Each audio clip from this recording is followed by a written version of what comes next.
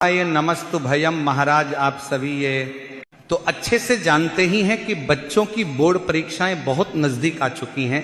महाराज जैसे जैसे परीक्षा का समय पास आता है वैसे वैसे घर का माहौल भी थोड़ा गंभीर और चिंताजनक हो जाता है।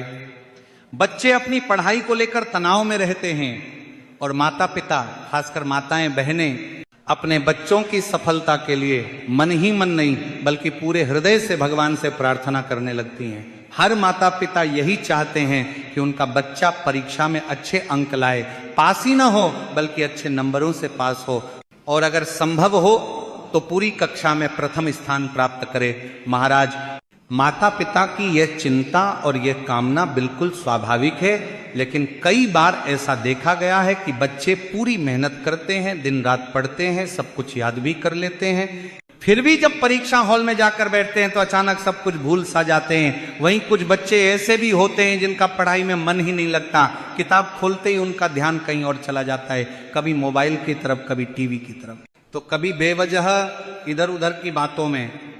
ऐसे में माता पिता की चिंता और भी बढ़ जाती है। इन्हीं सब बातों को ध्यान में रखते हुए आज हम आपको कुछ ऐसे विशेष उपाय बताने वाले हैं जिन्हें सभी माताओं बहनों को अपने बच्चों के लिए विशेष रूप से करना चाहिए। महाराज, ये उपाय खास तौर पर उन बच्चों के लिए बताए गए हैं जो बोर्ड परीक्षा देने वाले हैं, चाहे वो 5वीं कक्षा हो, 8वीं हो, 10वीं हो या 12वीं।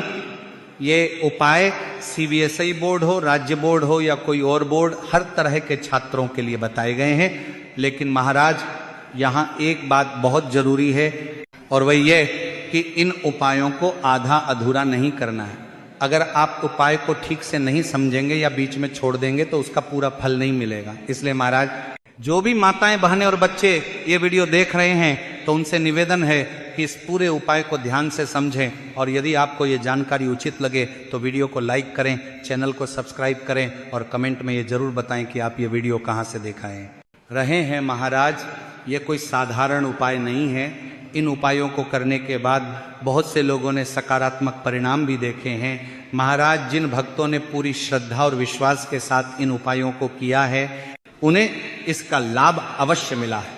तो महाराज, सबसे पहले हम उन बच्चों के बारे में बात करेंगे जिनकी समस्या थोड़ी अलग होती है।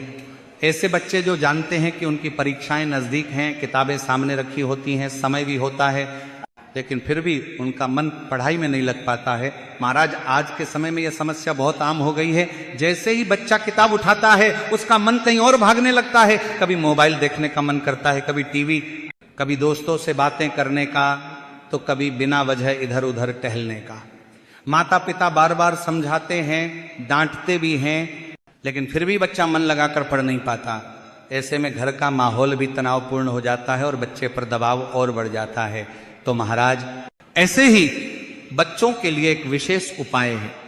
ये उपाय खास तौर पर माताओं और बहनों के लिए बताया गया है ताकि वे अपने बच्चों की पढ़ाई में आ रही बाधाओं को दूर कर सकें। ये उपाय परीक्षा के दिन नहीं बल्कि परीक्षाओं से कुछ समय पहले करना होता है ताकि बच्चों का मन धीरे धीरे पढ़ाई की ओर लगने लगे। और महाराज, इस उपाय को करने के बाद माता पिता को बार बार बच्चे को पढ़ने के लिए कहना नहीं पड़ेगा। बच्चा अपने आप किताब उठाएगा, अपने आप बैठकर पढ़ेगा और उसे यह एहसास भी होगा कि अब परीक्षाएं नज़दीक हैं और उसे तैयारी करनी है।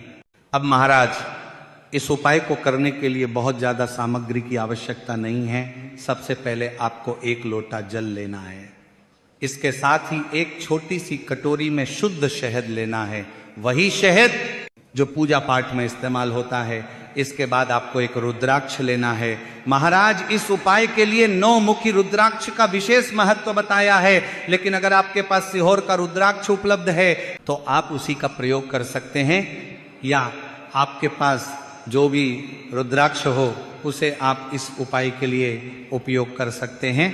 अब महाराज, आपको क्या करना है ये ध्यान से समझिए। सबसे पहले उस कटोरी में शहद लें और उसके अंदर वह रुद्राक्ष डाल दें। ध्यान रहे कि रुद्राक्ष पूरी तरह से शहद में डूबा हुआ हो। इसके बाद सुबह सुबह भगवान शिव के मंदिर जाना है। यह उपाय आप किसी भी दिन कर सकते हैं और बच्चों की परीक्षा से पहले ही आपको ये उपाय करना है। अब महाराज, मंदिर पहुंचने के बाद सबसे पहले भगवान शिव के सामने प्रणाम करें, फिर जो रुद्राक्ष आपने शहद में डाला हुआ है उसे उस कटोरी से निकालकर शिवलिंग की जलाधारी पर रख दें। जलाधारी वही स्थान होता है जहां से शिवलिंग पर चढ़ाया गया जल नीचे गिरता है। इसके बाद जो शहद कटोरी में बचा है उसे भगवान शिव की शिवलिंग पर अर्पित कर दें। अब महाराज यहां पर बहुत ध्यान देने वाली बात है, जब आप शिवलिंग पर शहद चढ़ा देते हैं तो उसके बाद उस शहद को वापस अपनी कटोरी में लेना है। जितना शहद वापस आ जाए उतना ले लें। इसके साथ ही जो रुद्राक्ष आपने जलाधारी पर रखा था उसे भी उठा लें। इन दोनों चीजों को अब आपको अलग अलग संभाल कर रखना है। अब महाराज इसके बाद आप अपने साथ लाया हुआ लोटा जल या पूजा की अन्य सामग्री जैसे दूध, दही, घी, शक्कर, शहद जो भी आपके पास हो, उनसे भगवान शिव की सामान्य पूजा अर्चना कर लें। पूजा पूरी होने के बाद आपको वह रुद्राक्ष और वह शहद जो आपने शिवलिंग से वापस लिया है अपने साथ घर ले आना है। घर आकर रुद्राक्ष को किसी सुरक्षित स्थान पर रख दें, उसे इधर उधर न रखें, न ही किसी और को छूने दें। अब जो शहद आपने शिवजी पर चढ़ाकर वापस लिया है वही शहद इस उपाय का मुख्य हिस्सा है। इस शहद को आपको अपने बच्चे को चट्टाना है। महाराज यह शहद आपको पूरे 11 दिनों तक अपने बच्चे को देना है, सुबह और शाम दोनों समय। बहुत ज़्यादा मात्रा नहीं देनी है, बस थोड़ा सा शहद उंगली पर लेकर बच्चे को चटा दें। ये काम लगातार 11 दिनों तक करना है, बीच में एक भी दिन नहीं छोड़ना है। महाराज जब ये शहद बच्चे को दिया जाता है तो उसका प्रभाव धीरे धीरे दिखने लगता है। बच्चे का मन भटकना बंद हो जाता है, उसे मोबाइल, टीवी या बेकार की चीज़ों में पहले जैसा मज़ा नहीं आता। वह खुद महसूस करने लगता है कि उसे पढ़ना है, बैठकर किताब खोलनी है और अपनी तैयारी पूरी करनी है, और माता पिता को बार बार टोकने की जरूरत नहीं पड़ती। बच्चा अपने आप समय निकालकर पढ़ाई करने लगता है, उसकी एकाग्रता बढ़ने लगती है और वो पढ़ी हुई चीज़ों को ज़्यादा अच्छे से समझ पाता है। क्योंकि महाराज जब मन शांत होता है और ध्यान एक जगह टिकता है तभी पढ़ाई सही से होती है। ये उपाय उन बच्चों के लिए बहुत उपयोगी बताया गया है जो पढ़ाई से भागते हैं या जिनका मन जल्दी जल्दी बदल जाता है। लेकिन यहाँ भी वही बात लागू होती है कि उपाय के साथ साथ बच्चे को अपनी तरफ से थोड़ा प्रयास तो करना ही होगा। किताब खोलनी है, आप सभी की अपनी तरफ से थोड़ा प्रयास तो करना ही होगी, पढ़ने की कोशिश करनी होगी। भगवान भी उसी की मदद करते हैं जो खुद आगे बढ़ता है। अब महाराज हम उन बच्चों की बात करेंगे जो पढ़ाई तो करते हैं, पूरी कोशिश भी करते हैं, लेकिन परीक्षा के समय जाकर सब कुछ भूल जाते हैं। ऐसे बच्चों के लिए ये दूसरा उपाय बहुत ही विशेष है। ये उपाय भगवान शिव से जुड़ा हुआ है और इसे परीक्षा वाले दिन ही करना होता है। जिस दिन बच्चे का पेपर हो उसी दिन सुबह सुबह भगवान शिव के मंदिर जाकर ये उपाय करना होता है। महाराज यहाँ पर यह समझना बहुत जरूरी है कि ये उपाय कोई जादू नहीं है कि बच्चा बिना पढ़े ही पास हो जाए। महाराज पढ़ाई करना अपनी जगह जरूरी है, बच्चे को अपनी तरफ से जितनी हो सके उतनी मेहनत करनी ही होगी, लेकिन ये उपाय उस मेहनत को सही दिशा देता है, आत्मविश्वास बढ़ाता है और परीक्षा के समय मन को स्थिर रखता है। अब बात करते हैं इस उपाय की तैयारी की। चूंकि परीक्षा के दिन सुबह समय बहुत कम होता है, इसलिए इस उपाय की तैयारी एक दिन पहले ही कर लेनी चाहिए। आपको यह नहीं करना है कि परीक्षा वाले दिन सुबह उठकर भाग दौड़ शुरू कर दें, इससे मन और ज्यादा परेशान हो जाता है। महाराज इस उपाय में बहुत ज्यादा सामग्री की आवश्यकता नहीं है, केवल 2 चीजों की जरूरत होती है। पहली चीज है बेलपत्र और दूसरी चीज है शहद। बेलपत्र भगवान शिव को अत्यंत प्रिय है, ये तो आप सभी जानते ही हैं, लेकिन यहां इस बात का ध्यान रखना बहुत जरूरी है कि शहद शुद्ध होना चाहिए। ऐसा शहद जो पूजा पाठ में प्रयोग किया जाता है आप वही इस्तेमाल कर सकते हैं। अगर आपके घर में पहले से पूजा के लिए रखा हुआ शुद्ध शहद है तो वो भी इस्तेमाल किया जा सकता है। अब महाराज कई लोगों के मन में यह सवाल भी आ सकता है कि अगर किसी कारणवश बेलपत्र न मिले तो क्या करें, क्योंकि कई बार ऐसा होता है कि सुबह सुबह बेलपत्र ढूंढना मुश्किल हो जाता है। ऐसी स्थिति में एक ही उपाय है, आप भगवान शिव के मंदिर में जाकर शिवलिंग पर चढ़ा हुआ बेलपत्र ले सकते हैं, लेकिन ध्यान रहे उसे पहले स्वच्छ जल से धो लें और फिर उसका प्रयोग करें। तो महाराज एक बेलपत्र और थोड़ा सा शुद्ध शहद, बस इतनी ही सामग्री आपको अपने साथ रखनी है। अब परीक्षा वाले दिन सुबह आपको जल्दी उठकर भगवान शिव के मंदिर पहुंचना है। ज़्यादा समय नहीं लगेगा, पूरे उपाय में केवल 5 मिनट का समय लगता है।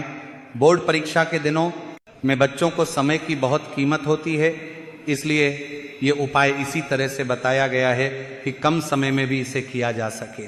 मान लीजिए अगर बच्चा छोटा है और उसे ये सब ठीक से समझ नहीं आता, तो घर के बड़े, उनकी माता बहन या कोई और उसके साथ मंदिर जा सकते हैं और उसकी मदद कर सकते हैं, लेकिन उपाय बच्चे के हाथों से ही होना चाहिए। अगर बच्चा खुद समझदार है और अकेले जा सकता है तो वह खुद भी ये उपाय कर सकता है। अब महाराज मंदिर पहुंचने के बाद सबसे पहले भगवान शिव को जल अर्पित करना है।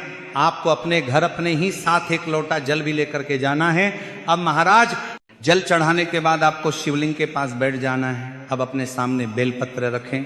बेलपत्र का जो चिकना भाग होता है वो आपकी ओर होना चाहिए, और जो शहद आप अपने साथ लाए हैं उसे बेलपत्र की बीच वाली बड़ी पत्ती पर लगाना है। बहुत ज्यादा नहीं, बस थोड़ा सा शहद लें और अपनी दाहिनी हाथ की उंगली से उस पत्ती पर अच्छे से फैला दें। ये काम आपको मंदिर में ही करना है।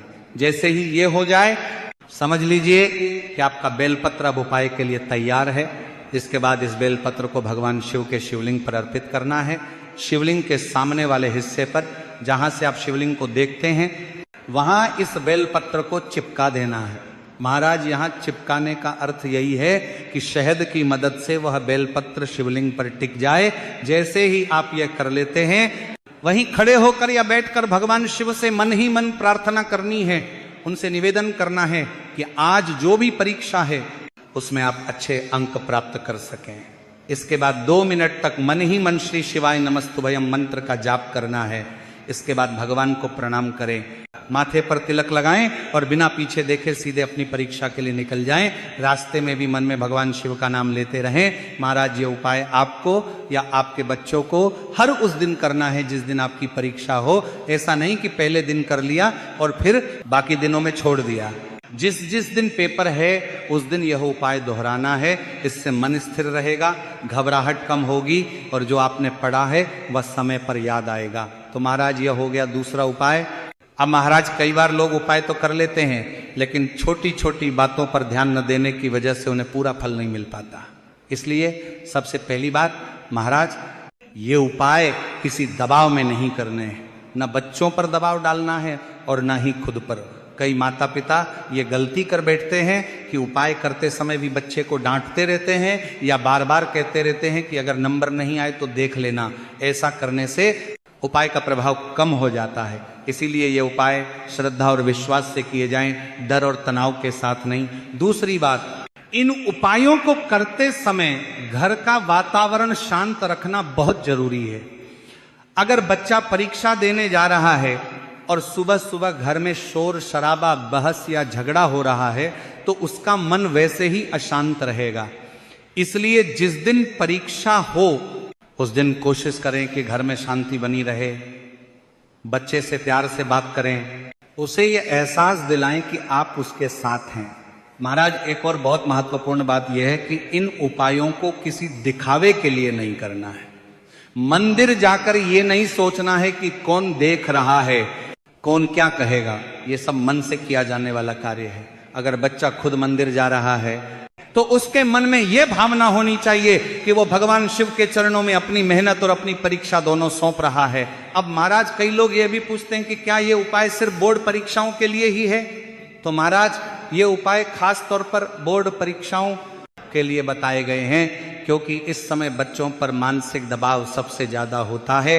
5वीं, 8वीं, 10वीं और 12वीं इन परीक्षाओं को बच्चे और माता पिता दोनों बहुत गंभीरता से लेते हैं।